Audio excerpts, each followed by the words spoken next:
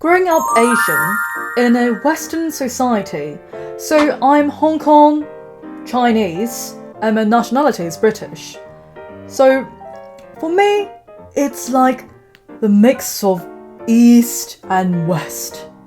So let me tell you how it's like being Asian in a Western country. Firstly, identity crisis. So while I was growing up, I feel like, oh, I'm not exactly, I'm not white. I don't think exactly the same way. I don't look white, so I'm the minority here, okay? And also in Hong Kong, they don't see me as completely Hong Kong either in terms of thinking, they think I've got an accent. And because I grew up in England.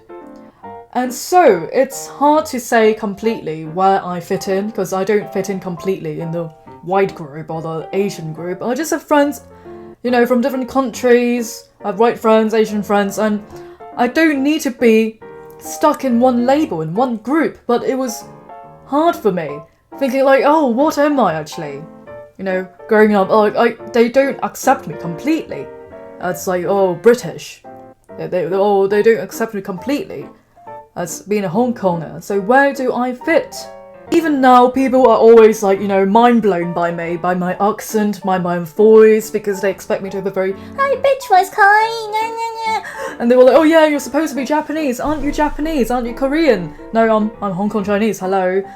So what amazes me is people's ignorance, but I do enjoy blowing matrices in mine. So oh wow, and to open people's mind up, to open their mind. And now because I've got such a multicultural background and now I live in Japan, I see myself as a world citizen. So if they don't see me as British, I'm fine. I see myself being a part of the world, and home is wherever I feel happy and comfortable with. So I see Hong Kong as my home, England as my home, and Japan as my home. It's crazy, right? And I want to travel the world in the future even more. I compare myself with my white peers. I was one of the few Asian kids back in school. East Asian. That's around 3 of us.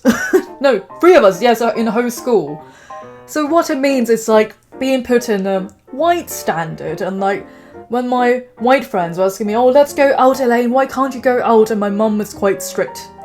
And she worries about me. I was like, "Oh, why is your mum like this? Oh, why do you guys do it like this?" It's always from their perspective. And then I wonder, why can't my mum be more like white parents? So say they love them, "Oh yeah, I love you," and give them the freedom to do whatever they like. So I become a bit angry and rebellious. I was like, "Mum, why can't I be the same as the other kids? Why can't I do this?" And this kind of integrated feeling of shame, anger. It's just different because as Asians, we are taught that we need to work twice as hard as our white peers because of how we look, or life is just not easy. Okay, you think being Asian is easy? No, they work hard for everything. It's not given to them. I'm not saying white people have an easy life, but they do have an easier life compared to POC, I don't want to say the word, because it's given the starting line advantage. So Asian people do have to work a lot harder, and we are being programmed from a young age, if you don't work hard, you're going to fail and you're going to rot. I struggle between West and East, and my white friends, my Asian background, but I don't have a lot of Asian friends as well when I was growing up, and it was hard. I wanted more Asian friends. When I was younger, I was like, "Oh my god, I want Asian friends! Where are they? I can't identify." So thirdly, we do see whiteness as the norm, what is considered normal, because they're the majority here. That's why back in school, people will make fun of my looks or my eyes. I look different. They're like, "Oh, you slanty eyes," and "Oh, why do you look this way?" And making fun of me. Racist kids and a bit of bullies. Of course, I do beat up them, but I will become self-conscious of my looks. Oh, why is my eyes smaller than them? And the popular girls in my school were the blonde girls, you know, blue eyes, and I don't feel beautiful because even when I was a kid, I liked Barbies and stuff. There wasn't an Asian Barbie. No representation whatsoever of myself presented in media. So my self-worth was like, oh, I don't feel beautiful, I'm ugly. I'm not considered as beautiful back in school. And the Asian representation, even if they have it, as a nerdy kid with glasses, they're not beautiful, they're not pretty. Or Asian guys, is even worse than Asian girls. So Asian girls are fetishized completely.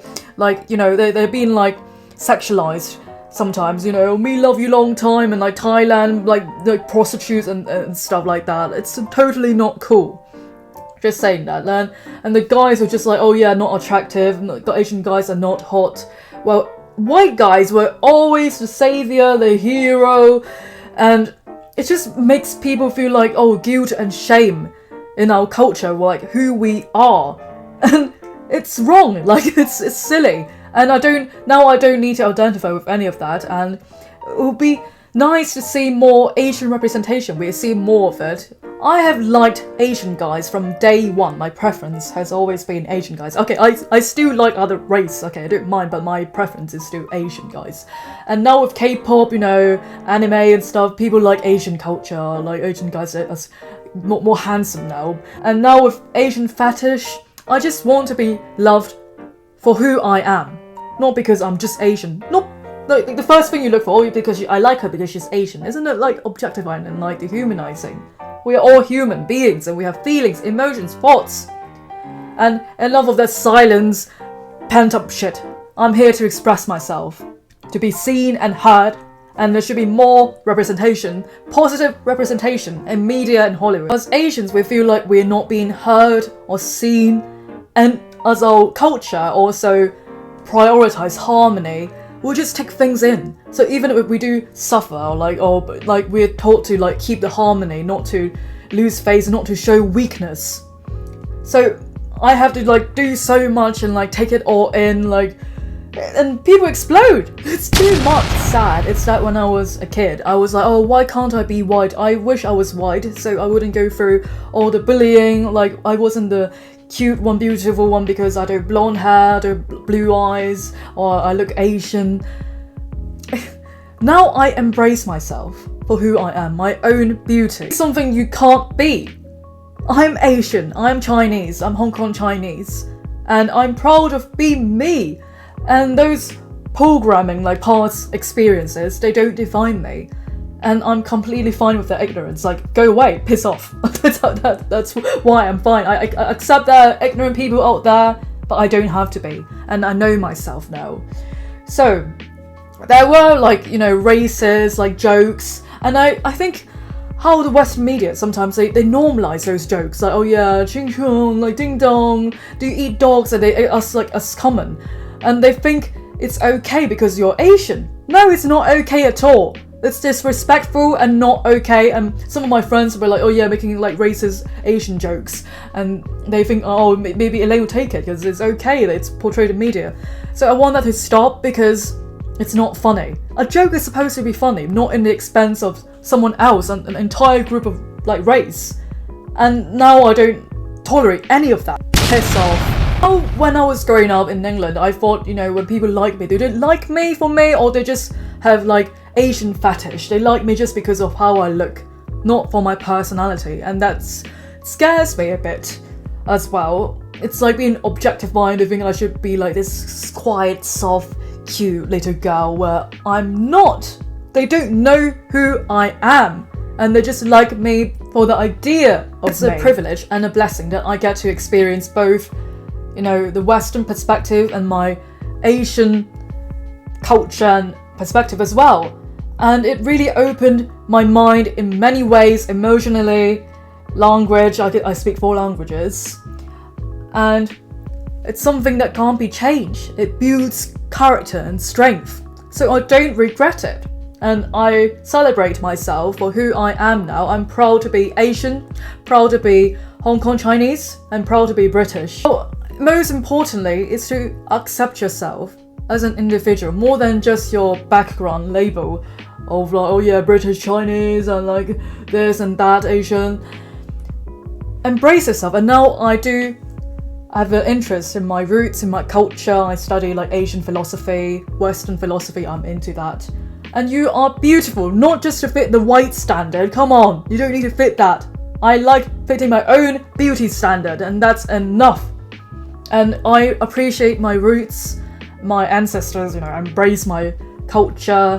Whatever feels good to you, what aligns with you, and do it. So, yes, love yourself is the ultimate answer. And although maybe life can be hard sometimes, looking different, being the minority, but it's okay, I've accepted it, that if I don't fit in, it's okay, I'll fit in. I don't need to fit in. I'm here to create my own tribe, my soul family. Fitting in, it feels safe, right? But like, they're all the same. I want to be myself. I want to live my truth. And I'm here to shine as me. So thank you for watching this video. Let me know about your experience. And follow for more Draco Adventure and EXP.